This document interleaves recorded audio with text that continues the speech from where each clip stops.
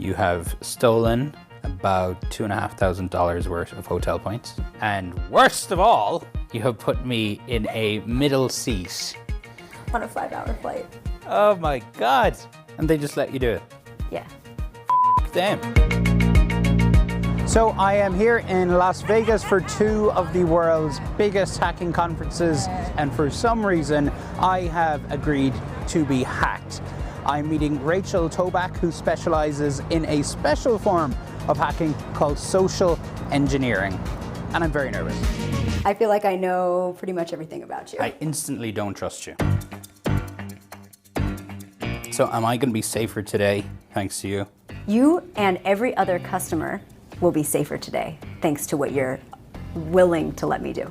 Well, let's get started, I guess. Okay, so you want to assume that everything that you put on social media is public. Information that can be found in places like this can be used to authenticate you with different companies. Do you remember this tweet? Yeah. I used this to gain access to your current address. What? So what I did is I called up this furniture company right here, and I basically said, hey, we're gonna buy another one of these pieces of furniture, but I need to make sure that I don't accidentally have the wrong information on the account. And they said, no, I mean, you ordered something a while ago, but the thing that you ordered we shipped to this address. And yeah, I think I got his updated address, which is pretty scary because that happened in 30 seconds. I got your current address. I got your birthday from Twitter. I called like pretty much every business that he ever listed that he used on his Twitter or Instagram. What you have to understand is when you do that, I now know which companies you use, and I know which companies to call as you. What did you get from the boutique hotel? Your phone number and your email address. They gave you my phone number. So I'm gonna be doing these phone calls. I'm gonna be actually live hacking. So when I call, your phone number is gonna display on their caller ID. This is Donnie O'Sullivan. Who are you really? No, this is Donnie O'Sullivan. I can tell you my address, phone number, date of birth. Whatever you need to know to verify that that's really me. That's wild.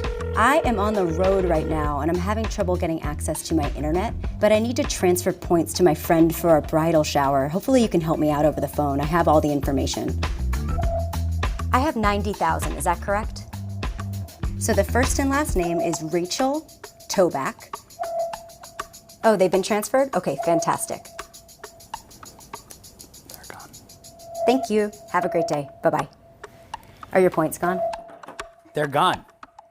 That is crazy.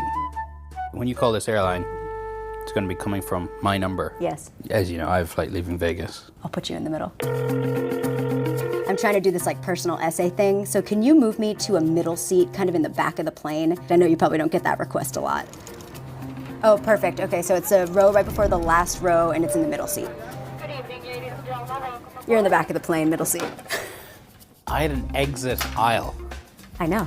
He picked it up saying, Mr. O'Sullivan, how can I help you? If I was not sitting here with you and didn't know, they said, well, sir, you called up and requested this, I would flip the house.